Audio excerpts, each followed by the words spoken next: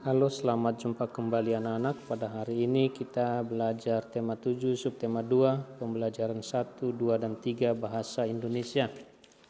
Pada tema 7, subtema 2 ini, pada pembelajaran 1 kita diajak untuk menemukan informasi penting dalam bacaan dan menyajikannya dalam bentuk peta pikiran. Nah, ada beberapa langkahnya. Yang pertama adalah kita harus menentukan bahan bacaannya, menentukan informasi pentingnya, lalu kita juga menemukan informasi yang bersifat khusus dan umum. Setelah itu kita susun kembali informasi-informasi tersebut ke dalam sebuah peta pikiran. Lalu kita hubungkan informasi tersebut dengan garis penghubung dan kita menambahkan keterangan sehingga menjadi informasi penting dari sebuah bacaan. Pada pembelajaran kedua kita diajak untuk menyimpulkan bacaan. Dalam menyimpulkan bacaan itu ada 3 hal yang perlu kita ketahui, yaitu membaca seluruh paragraf dalam bacaan, mencari kata-kata penting dari setiap paragraf, dan menghubungkan kalimat-kalimat simpulan menjadi suatu simpulan bacaan tersebut. Nah, pada pembelajaran yang ketiga kita kembali diingatkan tentang menyusun pertanyaan dari teks bacaan. Dalam membuat pertanyaan kita harus menggunakan kalimat tanya, yaitu 5W1H. Penjelasannya sudah pada materi sebelumnya dan juga pada materi kita hari ini tentang kata tanya. Baik itu kata tanya apa, siapa, mengapa, kapan, di mana, dan bagaimana. Nah, anak-anak supaya lebih memahami apa yang akan disampaikan hari ini, dimohon supaya menonton video berikut ini. Nah, selamat belajar, selamat pagi, dan semoga sehat selalu. Terima kasih. Di video kali ini, kita kembali belajar pada tema 7, subtema 2, muatan pelajaran bahasa Indonesia. Mengelompokkan informasi teks narasi sejarah menggunakan peta pikiran. Peta pikiran merupakan suatu cara mencatat dan memetakan ide atau gagasan yang kita dapatkan setelah membaca atau mendengarkan suatu teks secara kreatif dan efektif.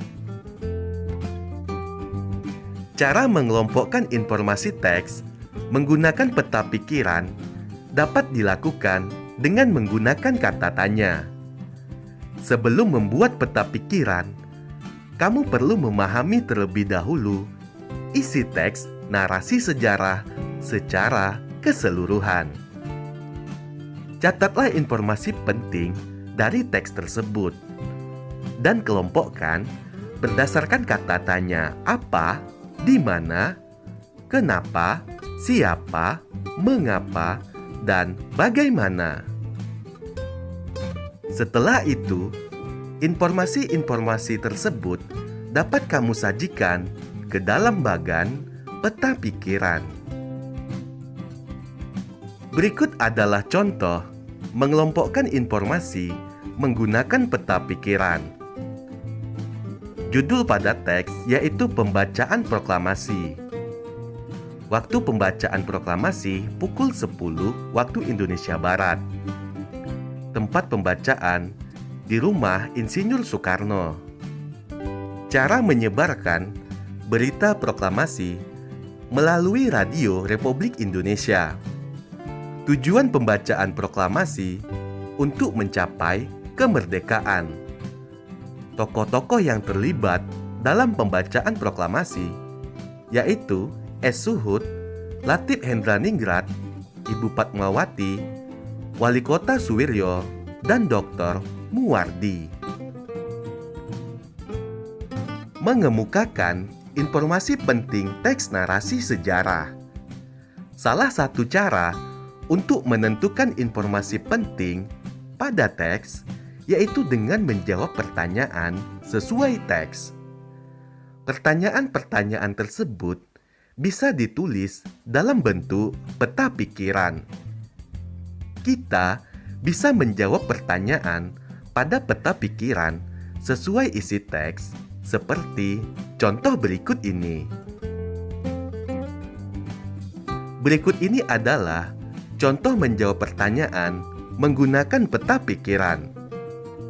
Judul teks yaitu Peristiwa Rengas Dengklok. Pertanyaan yang sesuai dengan teks: apa tujuan peristiwa Rengas Dengklok? Selanjutnya, siapa yang diamankan pada peristiwa Rengas Dengklok?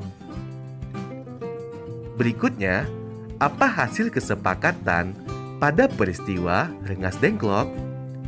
Pertanyaan berikutnya, apa yang terjadi di Rengas Dengklok? Pertanyaan selanjutnya, siapa yang mempelopori peristiwa Rengas Dengklok? Kemudian, kapan peristiwa Rengas Dengklok terjadi? Mengidentifikasi teks narasi sejarah melalui pertanyaan. Untuk membuat pertanyaan yang sesuai dengan informasi yang disajikan dalam teks, kamu perlu memahami isi teks dengan saksama. Setelah itu, gunakan kata tanya 5W 1H yang terdiri atas kata tanya apa, siapa, di mana, kapan, mengapa, dan bagaimana untuk membuat pertanyaan. Sebagai contoh, ayo simaklah teks berikut.